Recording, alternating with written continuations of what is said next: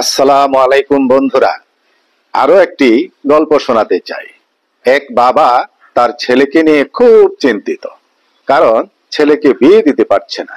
যেখানে বিয়ে ঠিক হয় ভেঙে যায়, কারণ ছেলে একটু ব্যাককেল টাইপের।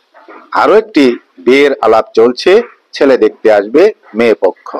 বাবা তার ছেলেকে ডেকে বলছে, শোন, এইবার যখন দেখতে আসবে তখন তুই কথাবার্তা বেশি বলিস না, একটু চুপচাপ থাকিস। যা, রেডি হয়ে নে, কিছুক্ষণের মধ্যেই চলে আসবে। বাস, মেয়ে পক্ষ আসলো, ছেলে একদম চুপচাপ, কোনো কথা বলছে না। মেয়ের দুই ভাই আসছে সাথে।